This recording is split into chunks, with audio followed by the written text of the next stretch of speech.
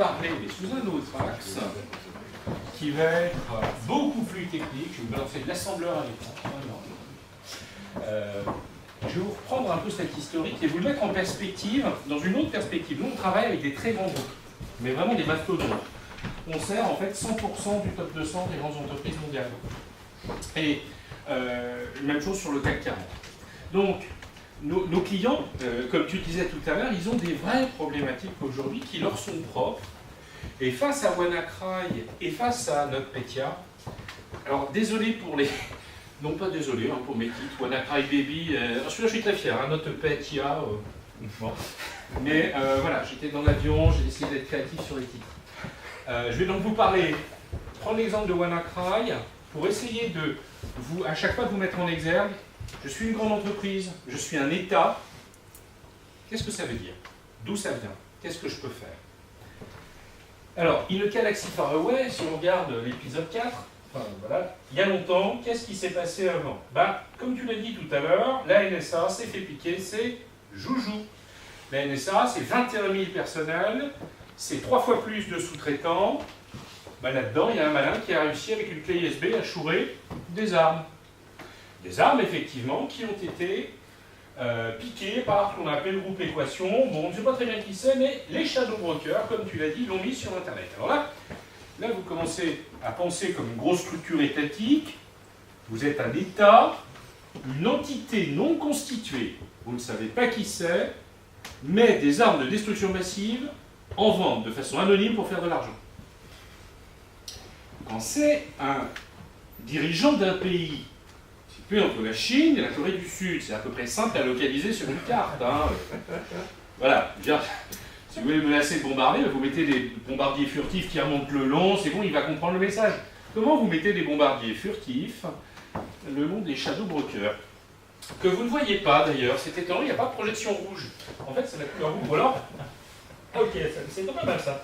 Donc ils étaient vraiment dans la shadow. Alors ce qui est bien, c'est qu'on a exactement la même slide, qui est de dire, bon, je suis une entité étatique ou une grande entreprise, ma problématique c'est que je suis incapable de savoir d'où vient la menace. Et ça, c'est une des caractéristiques de la cyberdéfense aujourd'hui. Vous ne savez pas d'où va venir la menace qui va vous attaquer. Par contre, l'image qu'on a usuellement du petit groupe de pirates qui va, etc., vous l'oubliez. Vous avez des industriels, alors vous avez des TPE, vous avez des PME, et puis vous avez des mafias constituées, voire des États qui vous attaquent.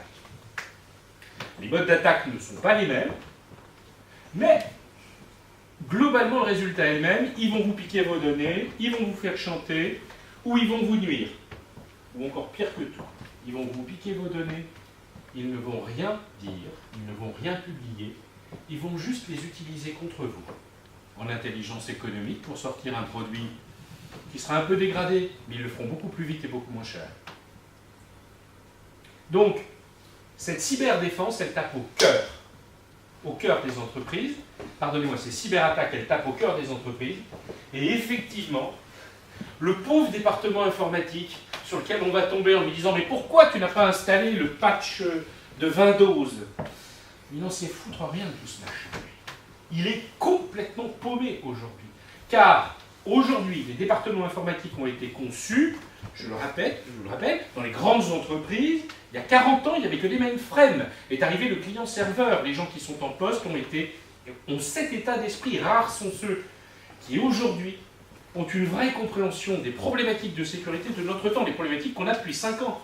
Le bring your own device, les mobiles, les voies d'entrée complètement explosées. Donc aujourd'hui, réellement, on a deux problèmes. On ne sait pas d'où ça va venir. Et on n'arrive pas, au niveau des DSI, à avoir les budgets, à avoir l'écoute. Et encore pire parfois, on n'arrive pas à avoir la compréhension au sein de la DSI entre le CISO, le responsable de la sécurité, et le responsable de l'informatique.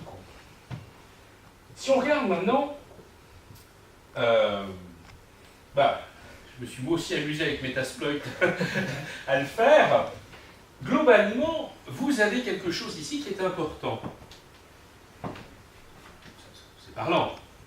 Bon, en dehors du fait que, effectivement, c'est une belle interface en mode caractère, WannaCry se propageait, comme tu l'as montré, sans qu'il y ait besoin d'action d'utilisateur. Je ne sais pas d'où ça vient. Je n'arrive pas à convaincre et en plus, j'ai personne à virer. J'ai personne à virer. Qui je vais virer? Mais qui je vais virer? Le gars, il avait juste le PC qu'on lui a confié au nom de l'entreprise qui a été infecté par le truchement du réseau, par une faille publiée par la NSA, volée par des gens qu'on ne connaît pas. Ma DSI est complètement paumée, il n'a pas les moyens. Je ne peux même pas virer l'utilisateur. Comment je fais? C'est qui le responsable? Évidemment, on va chercher un responsable. On ne le trouvera pas. Parce que là, on n'est plus il y a 10 ans. On n'est plus sur des actions d'utilisateurs. Donc ça, en résumé, pour une entreprise ou pour un État, vous ne savez pas d'où ça vient, vous n'êtes pas bien organisé, vous n'avez pas les budgets, et vous ne savez pas qui virer pour le faire payer. Maintenant, si on fait un petit focus sur WannaCry, WannaCry en résumé, alors, je fais court là-dessus, parce que tu en as parlé tout à l'heure très clairement. Il s'avère que nous, au sein d'Accenture, on a fait pas mal d'acquisitions dans le domaine de la sécurité, notamment une société qui s'appelle iDefense. Cette société iDefense, elle a une particularité. Bon, ils font effectivement de la veille sur les vulnérabilités, mais ils font aussi, et c'est une grande partie de leur activité, comment dire, ils ont à peu près 8 à 9 000 correspondants dans des milieux plutôt interlopes et louches. Le métier, c'est d'aller sonder le dark web pour savoir si des gens s'apprêtent à vendre ou vendent des choses qui correspondent à nos clients qu'on protège. Voilà. Je ne donnerai évidemment pas le nom du client, mais il y a 2 mois, on a détecté en Afrique du Sud un vrai hacker, alors pas un gars en 3e année de l'école d'informatique du Cap qui disait je suis trop un hacker, j'ai réussi à modifier les notes. Non, un gars qui annonçait en avance qu'il vendrait pour un certain volume de Bitcoin la base client de ce client en Afrique du Sud. Un de nos spécialistes est rentré en dialogue avec lui. Le gars s'est confié, il a expliqué qu'il allait utiliser une fenêtre de patch, c'est un ancien stagiaire informatique de l'entreprise, une fenêtre de patch qu'il savait devoir être faite tous les trimestres, que pendant ce temps-là, le firewall et les systèmes de détection d'intrusion ne seraient pas off, et donc utilisant son compte qui n'était pas désactivé, il allait probablement aller récupérer, ah c'est cool, t'es fort, etc. Ben, je peux vous dire que le soir même, on est allé, le gars s'est vanté, on est allé évidemment prévenir l'entreprise en question. On n'a rien pu faire contre le gars. La législation, on ne peut pas mettre quelqu'un en prison sur une simple intention. Mais on a fait du renseignement. Et ça, c'est quelque chose que les entreprises ne font pas usuellement. Faire du renseignement. Déjà savoir quelles sont vos vulnérabilités. Ce que tu as décrit, c'est indispensable et c'est vraiment un des gros problèmes aujourd'hui, effectivement. Car toutes les failles de la NSA, ok, c'est plus des zéro day, mais on peut rentrer avec quasiment la... Allez, on prend la panoplie qui est là, on rentre dans 99% des entreprises au moins une fois. Enfin, c'est... Combien de fois on se retrouve avec des stagiaires qui viennent avec leur propre PC, qui le plug sur le réseau, qui mettent un bouncer sur une autre machine, qui le tunnelisent et qui vous inondent des serveurs de fichiers de Game of Thrones. Renommé Oracle Installer.exe. Non mais c'est... Voilà. Et ça, vous n'arriverez pas, je pense que fondamentalement aujourd'hui, arriver à filtrer réellement, on a des solutions pour faire ça, mais ça coûte très très très très cher. Donc, notre ami WannaCry, il avait 7 points d'entrée dans le Darknet. Enfin, en gros, il utilisait, d'ailleurs, on en avait détecté 6 avant qu'il soit activé. Et nous, on avait donné instruction de bloquer, en fait, sur nos systèmes techniques, ces 6 points. Mais fondamentalement, ce qu'il faut retenir, c'est qu'il y a une nécessité de faire du renseignement. Et ça, c'est une culture qu'on a dans certaines branches de l'armée, mais pas ailleurs. Ensuite, un deuxième aspect que nous apprend WannaCry, c'est que quand vous êtes un groupe mondial, vous allez être frappé par le truchement d'un ou deux points d'entrée. En l'espèce, je crois que c'était en Ukraine, de mémoire, c'est ça, en Ukraine, WannaCry, par Midoc, enfin bref, par un logiciel, puis par un site. Et à partir de là, ça va se répandre comme une traînée de poudre. C'est-à-dire que vous n'arrivez pas à faire ce qu'on appelle du containment. Vous n'arrivez pas à le faire. Pourquoi? Eh bien, tout simplement parce que vous êtes économe. Vous êtes économe, ça veut dire quoi? Ça veut dire que pendant des années, vous avez tout fait pour que tous vos utilisateurs au niveau mondial aient les mêmes stations de travail. Donc les mêmes failles. Donc à partir du moment où une saleté comme ça se propage sur un réseau qui n'est pas segmenté, protégé, surprotégé, ben, il a devant lui un boulevard où il va pouvoir, à partir de l'Ukraine, aller taper de proche en proche, parce que ça ne se propage pas très loin, ce SMDV1, mais de proche en proche, il va se propager. Donc, non seulement vous devez penser renseignement, je dois être à l'écoute de tout ce qui se passe, mais en plus, je dois savoir que je dois structurer mon réseau et, je dirais, mon système de traitement de l'information, il doit être cloisonné pour être protégé, ce qui est contraire à son efficience. Donc ça, c'est un équilibre véritablement à trouver. Et qu'on a très bien mis en exergue avec WannaCry. Bon, je vous passe les écrans. Bon, là, c'est juste, ça, ce machin-là. Vous voyez, bon, c'est juste un système de contrôle de voie ferrée en Chine qui est parti en vrac. T'es sûr que c'est pas ton PC? Ouais, ça, c'est ma chambre. Oui, c'est ma chambre, pardon. Là, c'est un petit désigual qui était tombé. Là, c'est un gars qui, effectivement, s'est fait plomber sa VM. Alors, soyons très clairs. Je ne fais absolument pas de fingerpointing sur des fabricants d'antivirus. Absolument pas. Tous les antivirus que je mentionne là, je les ai achetés, j'ai acheté des licences et je les utilise sur mes serveurs.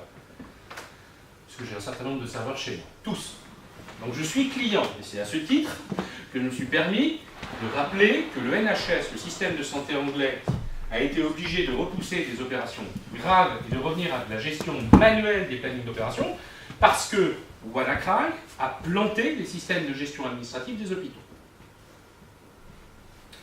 Le NHS avait publié un mois plus tôt une campagne avec Sophos en expliquant qu'il ne pouvait pas être atteint. Mais oui, il ne pouvait pas être atteint. Oui, sur de la reconnaissance, je dirais, de patterns codés. Maintenant, est-ce que le bon paramétrage avait été mis en place avec la détection la plus absolue, etc. Est-ce que les mises à jour de signature étaient faites en temps réel? Ça, c'est une question, et à mon avis, on peut penser légitimement que ce n'était pas le cas. Là, je vous montre ce que nous, on a eu quand WannaCry est sorti au niveau d'iDefense, où c'est ce type d'outil qu'on utilise nous aujourd'hui, qui permet une représentation graphique de la menace. L'idée qui est derrière, c'est pas de vous vendre notre interface, c'est de se dire, attendez, c'est tout sauf un truc de geek. Enfin, je veux dire, c'est une représentation graphique, on a envie de cliquer, on a envie de bouger le truc, voilà. Ça, c'est les outils dont on a besoin. C'est-à-dire que le message derrière, c'est que donc non seulement vous devez faire du renseignement, non seulement tout ce que j'ai dit, mais en plus, vous devez aujourd'hui avoir des gens de la sécurité dans vos entreprises qui sont capables de comprendre de façon holistique tous les sujets et qui ont des interfaces d'exploitation en temps réel qui sont efficaces, qui sont faciles d'utilisation et qui permettent d'accéder directement et de creuser sans avoir besoin de passer de système en système. C'est-à-dire que pour être efficace, vous devez avoir de vrais outils. De vrais outils. Et les vrais outils, j'ai une mauvaise nouvelle, ils coûtent cher. Vous pouvez vous faire des cathédrales open source pour pas grand-chose. La vraie question, c'est la pérennité, quand la personne qui l'a fait n'est plus là, etc. Si vous prenez des logiciels commerciaux efficients, ça a un vrai coût. Alors, bon, je vais vous passer les détails. Un truc intéressant, c'est qui a lancé WannaCry? Ben oui, parce que vous êtes une entreprise ou un État, vous devez savoir qui vous a attaqué, a posteriori. Pardonnez, que je ne sache pas qui veulent m'attaquer, que je ne sache pas qui m'attaque, mais enfin, quand j'ai pris des coups, je sais qui m'a donné les coups. Mauvaise nouvelle, on ne sait pas. On ne sait pas. On ne sait pas parce que le système de rémunération Bitcoin est anonyme, ça, vous irez sur Wikipédia si vous ne voyez pas pourquoi aujourd'hui, et fondamentalement, on a des... Ah oui, c'est assez clair. On a des idées de ce qui a pu se passer. On a des idées, mais est-ce que... Une des idées, pour vous dire. On a ici deux caractères qui sont les mêmes, en fait, entre le message de chantage en chinois de WannaCry, dans sa version simplifiée, genre chinois simplifié, et dans la version en chinois traditionnel. Ok.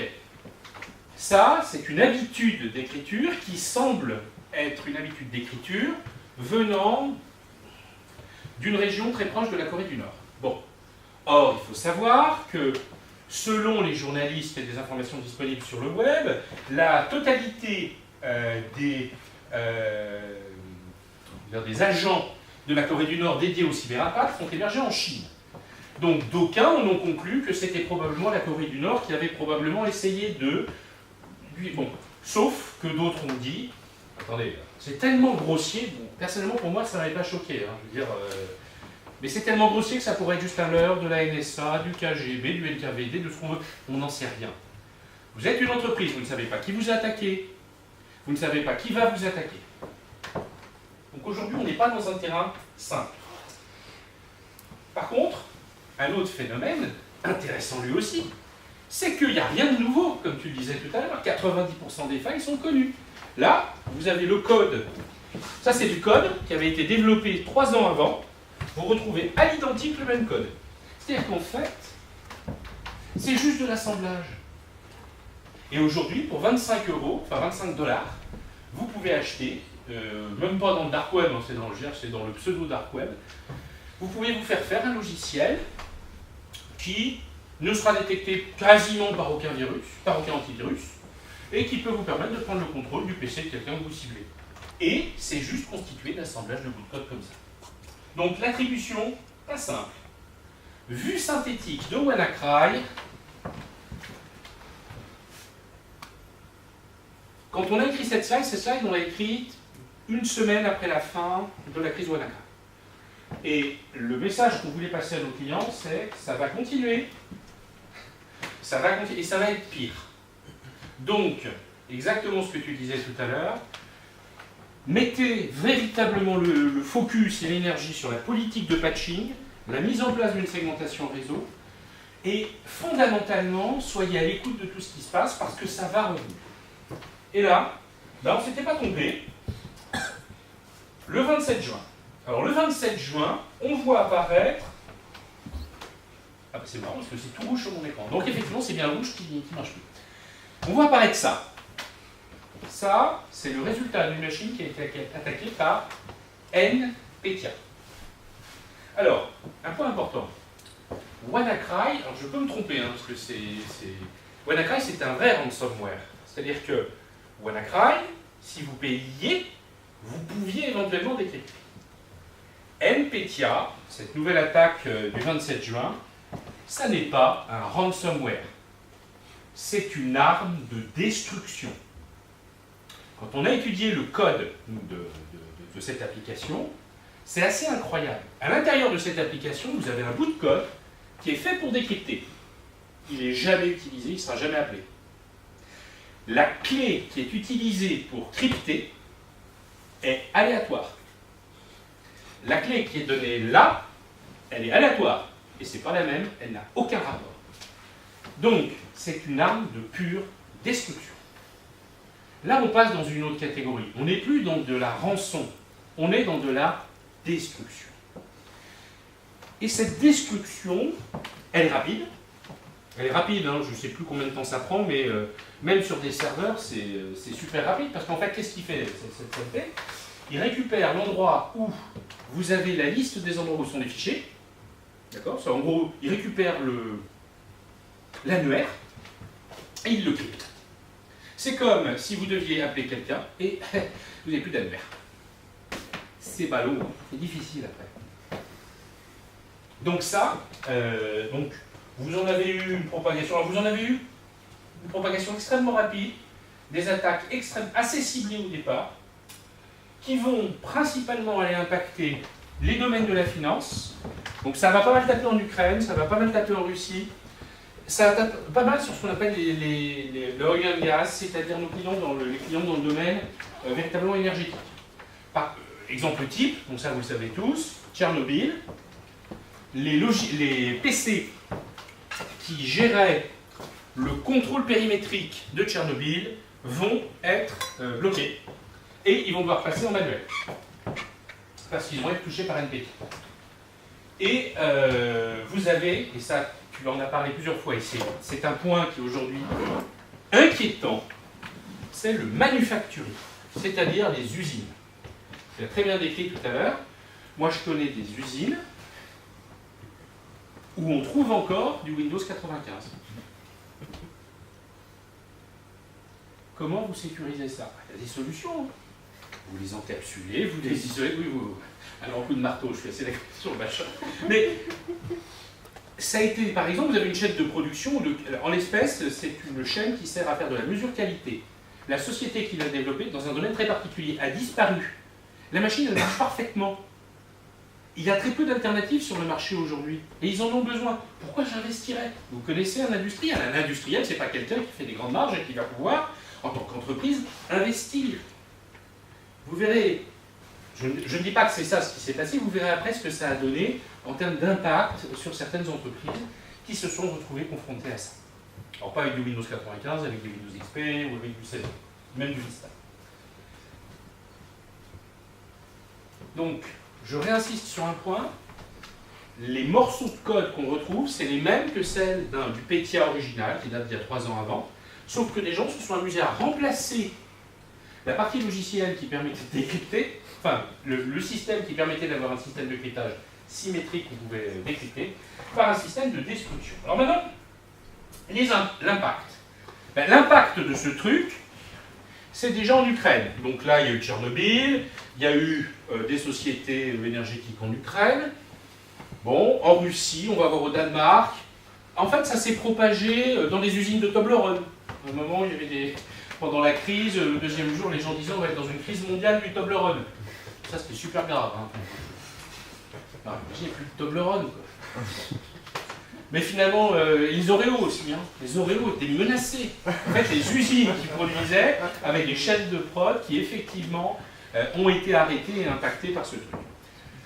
Ce qui est plus intéressant, c'est qu'effectivement, vous avez toujours la même structure. Vous ne savez pas où vous allez être attaqué, mais vous allez être attaqué worldwide. Alors maintenant, en termes d'impact et de recommandations. Déjà, le 27 juin, vous allez trouver sur Internet des recommandations qui sont intéressantes. Mais qui, moi, à mon sens, mettent en exergue le décalage, et c'est ce que je voulais mettre comme message, entre la communication et les informations qu'on donne, et tu l'as très bien dit, et la réalité des faits. NPTIA, il utilise la même faille, mais il en utilise 2 autres, il peut se propager tout seul, il peut se propager par d'autres modes. Vous pouvez ne rien faire et être infecté. Et là, on vous dit, n'ouvrez jamais de courrier électronique émanant d'une source inconnue. Stop, quoi. Alors, je veux dire, est-ce que quelqu'un leur a dit que le président Pompidou est mort? Moi je dis ça, mais c'est facile de se moquer, mais ok, c'est sain, mais si vous appliquez ça, vous ne serez absolument pas protégé de NPTIA. Et quand vous êtes une entreprise, vous ne le serez pas. Vous le serez quand vous serez patché, quand vous gérez les vulnérabilités, et quand vous aurez véritablement compris que l'efficience que vous avez acquise par le truchement de vos systèmes d'information, eh ben, fait que vous devez investir dans la sécurité de vos systèmes de traitement de l'information. Alors, en termes de plantage, je ne sais pas si vous connaissez D&A Piper, c'est le plus grand ou l'un des plus grands groupes juridiques mondiaux. On n'a aucune information sur l'impact réel sur D&A Piper. C'est-à-dire que le message qui est là, ce que je suis en train de vous dire, c'est que ce truc-là, NPTIA, ça a été une catastrophe. Une société n'a pas communiqué. Il y a même des sociétés qui ont envoyé des messages à leurs employés leur disant que c'était un licenciement pour faute grave. En France, on ne peut pas le faire. Dans certains pays, ils l'ont fait.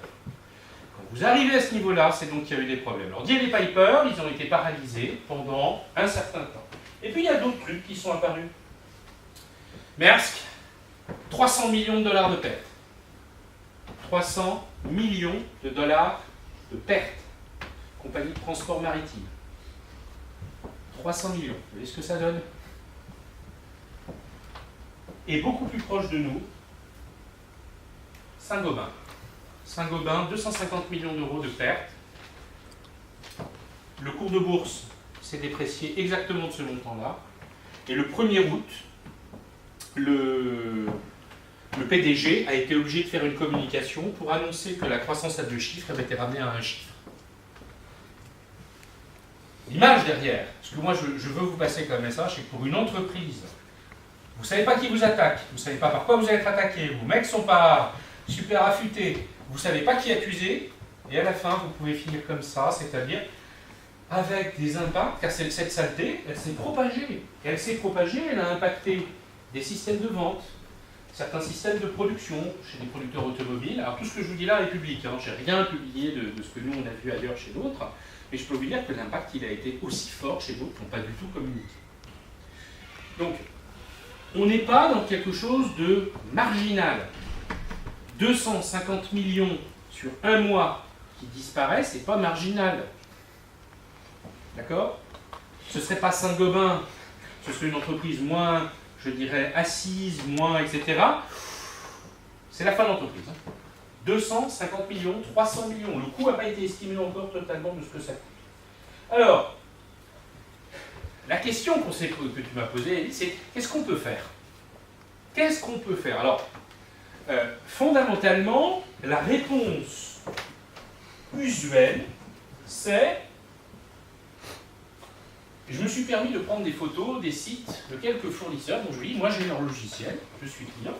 Donc là, vous allez reconnaître, c'est Symantec, qui vous explique que grâce à leur suite logicielle, vous serez protégé. Là, vous allez avoir Bitdefender. D'accord? Donc là, on peut vous garantir que c'est quelqu'un du marketing qui a écrit ça parce que Unbreachable Protection Against Ransomware. C'est ça. Alors, comme m'a dit un de mes juristes, ce qui serait bien, là, ce serait qu'on arrive à leur faire signer un contrat dans lequel ils le garantissent. Comme ça, c'est bon. Quand on en a pour 250 millions, on les attaque et ils fournissent le pognon. C'est un pur slogan marketing et c'est normal, parce que là, on est sur du, je dirais, sur du quasi grand public. Il n'y a rien qui est incassable et il n'y a rien qui n'est pas franchissable.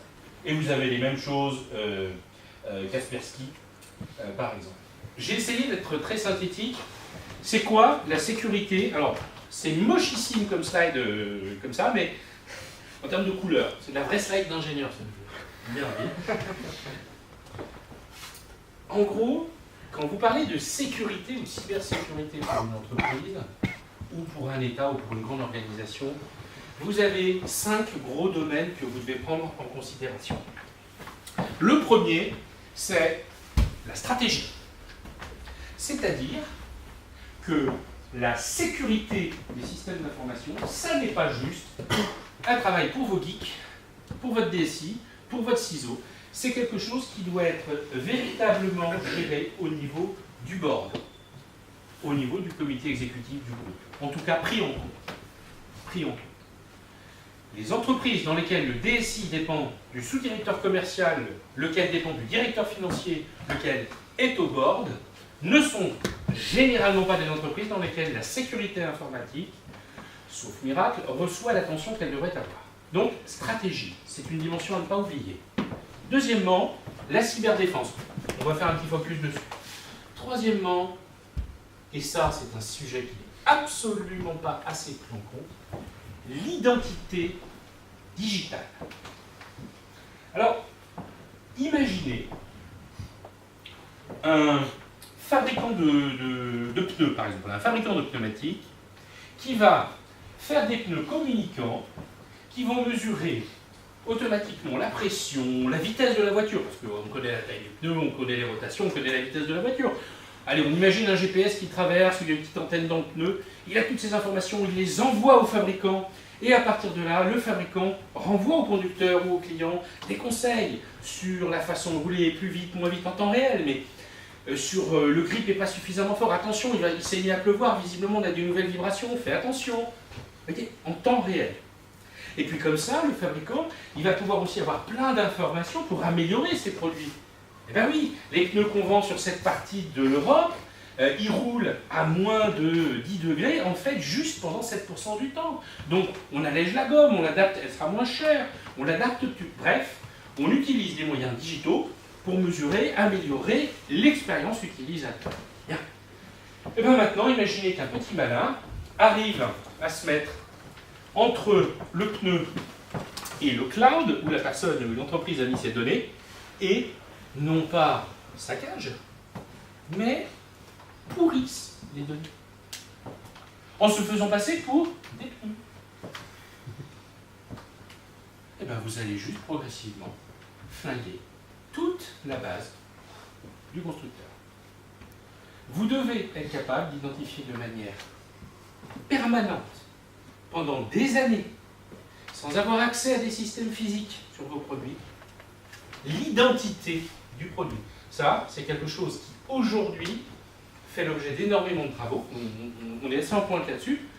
Je vous prends un autre exemple. Vous avez une voiture, et votre voiture, bientôt, vous n'aurez plus de clé. Ce sera votre téléphone avec votre empreinte digitale qui fait que, voilà, vous rentrez dans votre voiture. Ok, comment vous donnez délégation aux garagistes sur l'autoroute, au fin fond de la Creuse, pour accéder à votre voiture après l'accident? Parce que vous êtes en panne. Comment il fait pour y accéder avant? Vous filez la clé, hein? Comment vous faites?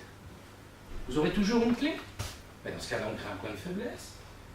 Comment on fait une délégation digitale temporaire quand il n'y a pas d'Internet? J'adore la Creuse, hein, j'y vais régulièrement, mais enfin l'Internet, comment on fait? Comment on fait une persistance? Comment on fait cette gestion d'identité? Et cette identité, elle existe donc sur vos produits, mais elle existe aussi sur vos personnels, sur vos systèmes de traitement de l'information. Vous devez avoir une gestion d'identité. Ça, c'est quelque chose qui aujourd'hui n'est pas tout à fait suffisamment pris en compte. Deux aspects. La sécurité applicative, ça tout le monde y pense, c'est, et vous avez notamment là le problème de la sécurité des données, qui est induit par celui-là. Vos systèmes de traitement de l'information en tant qu'entreprise doivent protéger vos données, sinon vous avez jusqu'à 4% de votre chiffre d'affaires, etc. Mais le chiffre d'affaires, ok, mais imaginez, enfin, il y a une société aux États-Unis qui s'est fait voler les données de la moitié des Américains.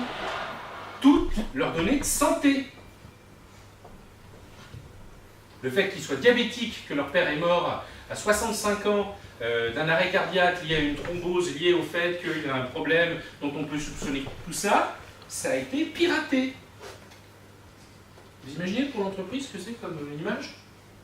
C'est récemment, moi j'en parlerai pas, mais un des Big Four, qui est très renommé dans le domaine de la sécurité, a fait l'objet d'une attaque dans la profondeur extrêmement intelligente, où des gens ont scanné méthodiquement, de manière systématique au niveau mondial, semble-t-il, tous les comptes administrateurs de cette entreprise. Et ils en ont trouvé un qui n'était pas protégé par ce qu'on appelle une authentification forte, mais juste par un mot de passe. Et vous savez quoi? Ils se sont débrouillés, on ne sait pas s'ils ont eu un stagiaire pour voler le truc, ils l'ont récupéré. Et pendant 8 mois, ils se sont baladés dans les courriers électroniques d'un grand cabinet d'audit mondial. Et dans tous les fichiers. Voilà. Protection des données, là on est sur l'identité de la personne. Elle n'était pas là. Dernier point, Managed Security, c'est l'idée véritablement que c'est pas votre métier quand vous construisez des voitures, c'est pas votre métier quand votre métier c'est de faire des médicaments, que de gérer de la sécurité. Donc vous devez pouvoir faire appel à des tiers qui vont gérer pour vous de la sécurité, mais vous devez le faire dans un cadre qui soit rassurant pour vous. Si on prend l'exemple de nos ransomware et de nos saletés dont on a parlé tout à l'heure, c'est quoi en gros ce qui aurait été bien d'avoir en place pour parer? Déjà, première chose, avoir une stratégie et une résilience, que nous on appelle la cyber-résilience, c'est une continuité business par rapport à un accident dans le domaine cyber. Aussi traiter la stack complète de la cyberdéfense, parce que là c'est vraiment une attaque de type cyber, et puis avoir une cyberdéfense mise en place, mais qui soit véritablement exploitée par des banques. Je vais juste vous faire un petit focus rapide. Je ne vais pas tout vous défiler, mais en gros, vous aurez les slides. Bon là c'est quasi invisible parce qu'il y a pas mal de rouge, mais en gros, si vous devez aujourd'hui, de quoi vous avez au minimum besoin dans votre entreprise, au minimum des minimums, vous devez avoir un système qui en temps réel vous permet de savoir tout ce qu'il y a d'installé sur toutes vos machines. Point. Si vous n'avez pas votre inventaire à jour, c'est même pas la peine d'espérer vous protéger de façon efficace. Je me permets de signaler que pour WannaCry, il y a des entités aux États-Unis, des entités périgouvernementales qui ont mis 2 mois et demi à faire leur inventaire. Je parle de temps réel, ça a mis 2 mois et demi. Donc les solutions logicielles du passé, il y a 4-5 ans, qui fonctionnaient pour quand vous avez un parc de 200-300 000 machines, ça collapse. Deuxièmement, vous devez récupérer des informations partout et pouvoir les exploiter. Vous vous souvenez de la belle interface que je vous ai montrée? Les exploiter de manière immédiate, en temps réel, et de pouvoir faire ce qu'on appelle des drill downs, c'est-à-dire aller fouiller dans la donnée. Vous devez donc avoir des logs de firewall, des logs applicatifs, tout ce qui se passe, vous devez pouvoir y accéder. Mais pour ça, vous devez avoir une interface qui soit autre chose que, pour ceux qui connaissent, VI ou Emacs. C'est-à-dire que vous devez avoir quelque chose d'efficace, d'utilisable et d'industrialisable. Et puis, troisième point, vous devez avoir des composants logiciels dédiés qui fonctionnent, qui soient pas les héritiers d'un passé lourd sur des paradigmes du passé, mais qui soient véritablement adaptés au contexte technologique d'aujourd'hui. Donc, ce charabia de consultant, ça veut dire quoi? Ça veut dire que si vous savez protéger, par exemple, une maison, vous ne savez pas protéger un château ou une cathédrale. Aujourd'hui, on construit plutôt des cathédrales carrées que des maisons. Les applications digitales qu'on a aujourd'hui, par exemple, elles sont N-tiers. Vous avez des composants dans tous les sens, vous avez des communications dans tous les sens. Vos logiciels de sécurité doivent non seulement s'adapter, pouvoir être présents partout, savoir effectivement interagir avec chacun de ces composants et les protéger individuellement. Ça vaut très cher. Ça vaut très cher. Ça coûte très cher. Mais les grands groupes aujourd'hui n'ont pas, sincèrement, pas d'autre choix. En tout cas, il n'y a pas d'autres solutions. Donc, je vais revenir là, je vais vous parler aussi de stratégie. J'ai parlé tout à l'heure de la nécessité d'être résilient, donc c'est totalement... C'est pour ça que chez Accenture, le domaine stratégie est écrit en rouge. Alors, sans couleur rouge, je vais passer directement à la dernière slide, parce que sinon, vous voyez, c'est... Alors, en gros, ça dit quoi? Ça dit une chose, c'est que la sécurité informatique, ça n'est pas une affaire d'informaticien. C'est une affaire de comité de direction. Les arbitrages doivent être pris à ce niveau, les risques doivent être pris à ce niveau, et ils doivent être assumés à ce niveau. Ça veut dire qu'une entreprise qui fait le choix de ne pas investir dans son informatique, de ne pas la sécuriser, eh bien, elle doit le publier, elle doit le faire savoir à ses actionnaires. Imaginez le faire? Non. Vous ne pouvez pas le faire. Et bien derrière, ça va se terminer comment? 4% de GDPR. Et vous avez vu des exemples publics de ce qu'on peut soupçonner comme étant potentiellement la conséquence de décisions non conscientes ou de publications ou de mises en perspective qui n'ont pas été faites au comité exécutif d'un groupe sur les risques pris. Donc, il faut développer ce qu'on appelle, j'ai en anglais le mot, mais awareness, la prise de conscience au niveau des comités exécutifs du groupe. Il y a beaucoup d'éducation à faire. Et derrière, il y a du routage de subsides et d'argent pour pouvoir mettre en place ce genre de solution à faire. La bonne nouvelle, c'est que la catastrophe de cette année ont ouvert les yeux à beaucoup de gens. Donc aujourd'hui, il y a un vrai mouvement, il y a une vraie demande qu'on voit arriver. Voilà.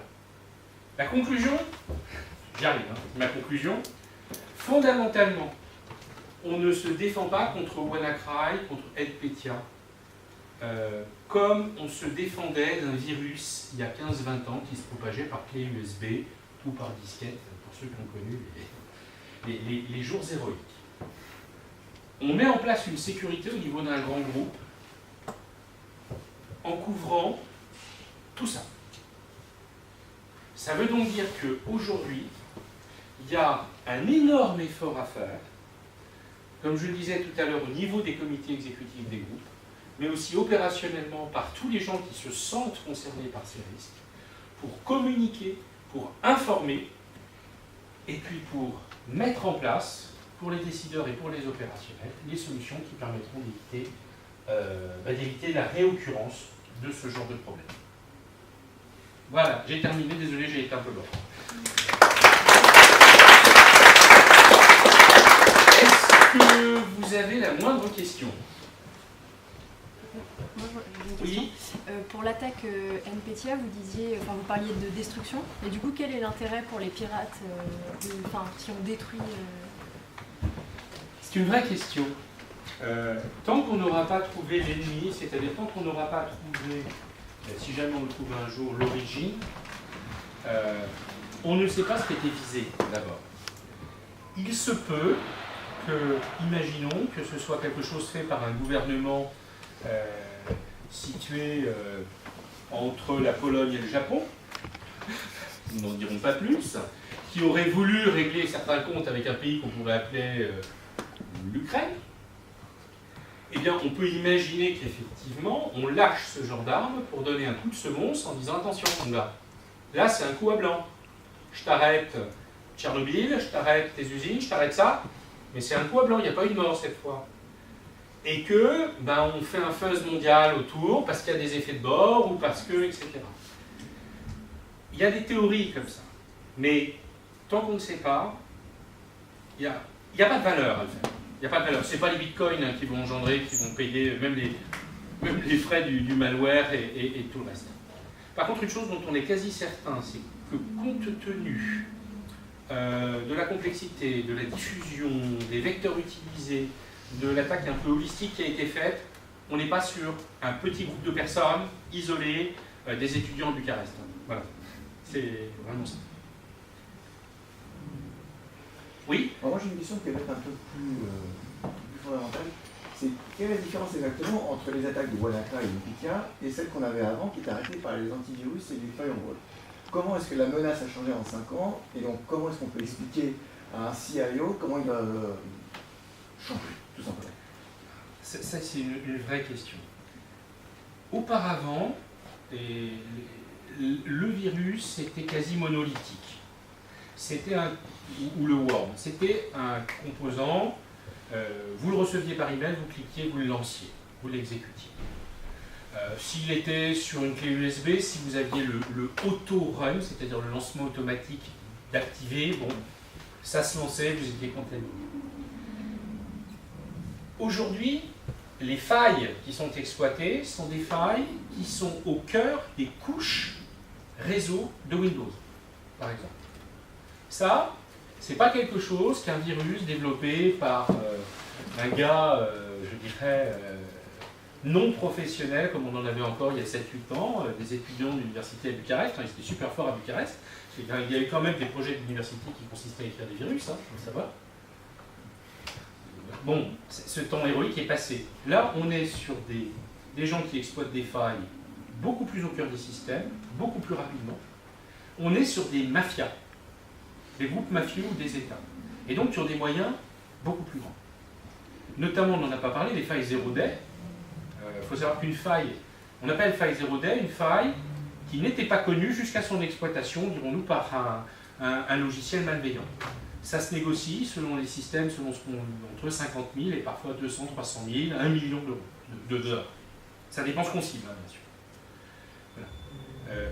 Pour répondre, les ordinateurs sont beaucoup plus interconnectés, il y a beaucoup plus de sources, on tape beaucoup plus bas dans les couches, et ce sont des professionnels qui font ça. Des professionnels. D'accord. Donc en fait, pour essayer de donner un autre exemple avec le corps humain, ça, en général c'est l'exemple qu'on utilise pour les clients justement. En fait, le virus, c'est un peu comme si, par exemple, il y avait littéralement un corps étranger qui se baladait dans ton corps. Tu as des globules blancs qui vont les chasser si jamais ils savent que c'est un corps étranger. C'est un petit peu pour ça que quand tu prends un vaccin, par exemple, bah, les globules blancs ils sont déjà entraînés. La deuxième fois, ils vont stopper la menace plus facilement. En fait, un antivirus, ça chasse des choses qui sont connues, des charges qui sont connues.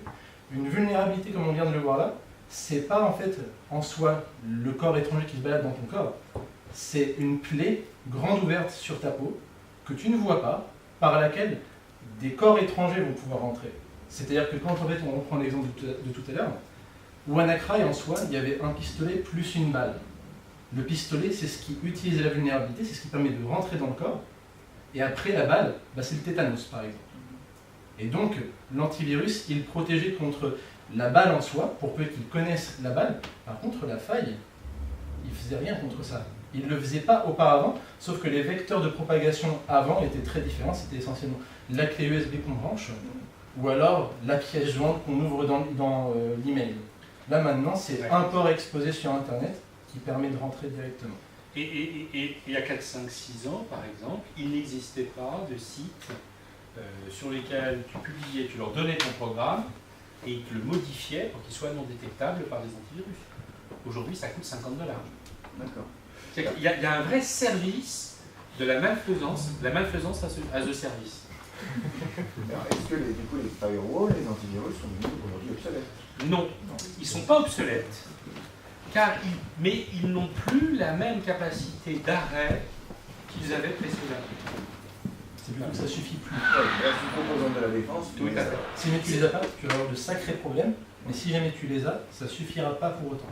Moi, j'ai coutume de parler des fameux cadenas américains. Vous savez, si vous allez aux États-Unis, en théorie, vous avez un cadenas sur votre valise, vous avez un cadenas à combinaison. Le cadenas à combinaison, ça évite que les bagagistes, repérant que c'est une valise qui a l'air intéressante, aillent plonger dedans. Par contre, sur votre cadenas, vous avez une petite serrure qui permet aux agents de la douane américaine de l'ouvrir. Eh bien, le problème, c'est qu'aujourd'hui, il y a beaucoup de petites serrures qui ont été publiées, mises à la connaissance du public. Voilà.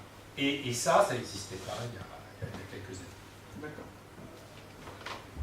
Et pour revenir à ce que tu dis sur un port sur Internet, juste une petite question. Imaginez la situation suivante. Je publie une machine sur Internet en Chine, avec elle est sécurisée, elle a un port ouvert, sur un port, c'est-à-dire qu'en gros, elle est sur Internet. Voilà. Bon. Mais elle a un service ouvert sur Internet qui est protégé par login, par un mot de passe.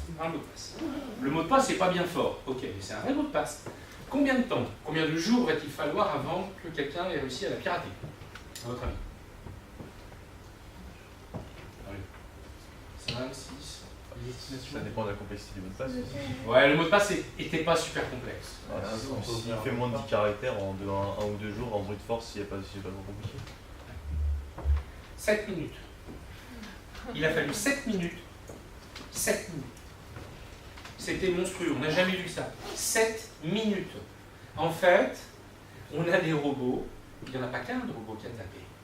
Il y avait plus de 3000 sources de connexion qui scannaient en permanence tout ce qui s'ouvrait sur le cloud, qui ont repéré le port, et on a eu 3000 brute force en parallèle qui ont tapé et qui visitent. Et bon, ils ont eu de la chance, ils sont tombés, parce qu'ils n'ont pas fait un brute force linéaire, ils sont tombés sur des. Et ils ont fait des variations avec des chiffres autour d'un additionnement. C'est énorme. C'est-à-dire que ça, par exemple, c'est quelque chose qui n'existait pas de cette façon industrielle il y a encore 4-5 ans. Et les robots qui vont outiller du Nmap, du Metasploit, pour injecter derrière des logiciels, alors ça ne va pas nécessairement être des logiciels d'espionnage, vous allez avoir par exemple des gens qui vont vous faire du mining de Bitcoin. Alors, moi j'ai eu un client qui en a eu pour près de 60 000 € à la fin du mois parce qu'une machine avait été piratée et l'application, le calcul des bitcoins permet de gagner un peu d'argent en gros. Et ben donc ils avaient fait le calcul de bitcoin et lui il avait mis ce qu'on appelle une fonction d'auto-scale-up, c'est-à-dire qu'à chaque fois qu'il avait besoin de plus de puissance, la machine avait le droit d'en prendre. Bon, il s'est retrouvé avec une consommation de cloud à la fin du mois absolument démente. Voilà, c'est des détournements auxquels on ne pense pas, ou alors des machines qui sont utilisées comme rebond pour faire des campagnes d'attaque sur d'autres. Alors qu'est-ce que propose Accenture? Oh, tout.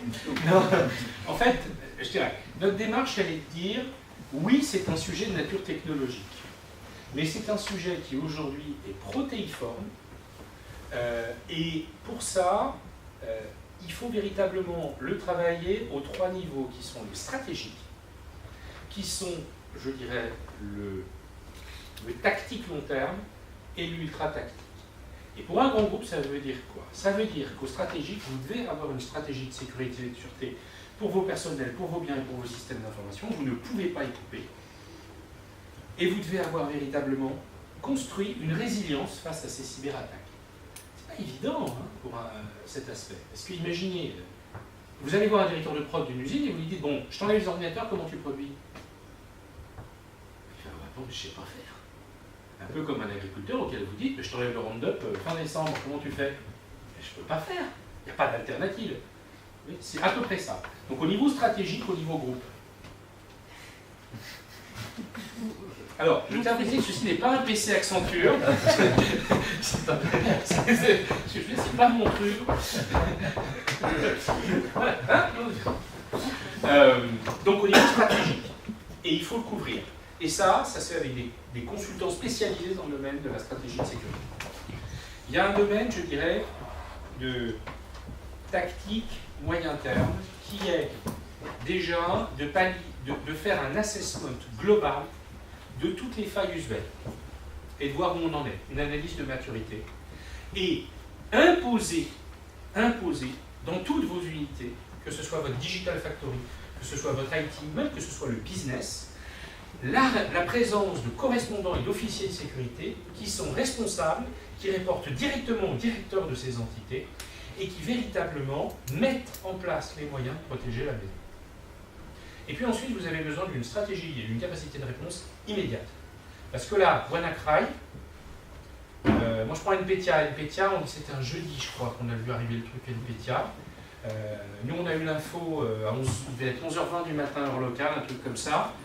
À 11h25, on s'est retrouvés tous en cellule de crise, on n'a pas quitté avant dimanche soir. Peu d'entreprises ont ces structures prêtes à être déclenchées. Je pense que nos entreprises ont vécu dans le confort informatique, et je citerai pas le nom de la personne, mais dirigeant d'un très grand groupe français, qui, à l'issue d'une réunion au MEDEF, est revenu face au comité exécutif et a dit « c'est la guerre dans le cyberworld, on n'était pas au courant, on est en guerre et on n'est pas du tout préparé ». Eh bien, je pense que chaque entreprise doit mettre en place des capacités à réagir à des déclarations de guerre, à des conflits qui peuvent être locaux dans le cyber et qui la menacent. Et donc, c'est ces aspects-là qu'on essaie de faire couvrir à nos clients. Aujourd'hui, en toute sincérité, si vous pensez à réorienter votre carrière, il y a du boulot dans le domaine de la sécurité. Vraiment. Vraiment, il y a des opportunités. Parce qu'on a des niches d'excellence, mais on a des vraies lacunes. Voilà. Je posais la dernière question, pour Maxime. Et du coup, pour les petites, si je comprends bien, toi tu t'adresses plutôt aux grandes entreprises et toi plutôt les petites moyennes entreprises. Alors, en fait, nous on travaille avec des clients comme une des plus grandes banques mondiales aussi.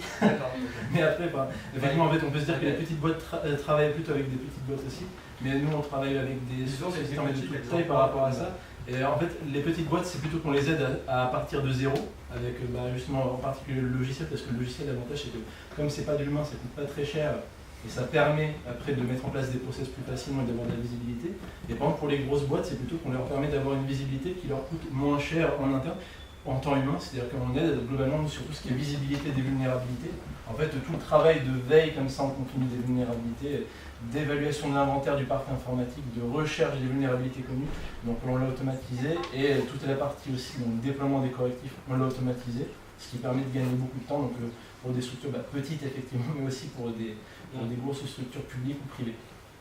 Et pour ce logiciel, vous le vendez aux entreprises ou vous l'utilisez juste pendant Il est en SaaS ou pas? Non, en fait, en sécurité, c'est intéressant la question justement parce que au début, on l'avait créé en SaaS, ça c'était en 2015.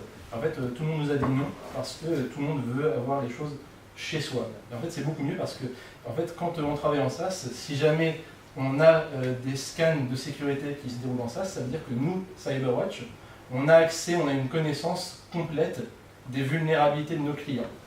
Du coup, nous, on a plutôt un mode où c'est effectivement un logiciel qui est vendu au client, qui est opéré par le client, et c'est dans le réseau du client, et les résultats sont faits, donc sont en fait scannés chez le client, et ça reste chez le client, et on dort mieux la nuit comme ça.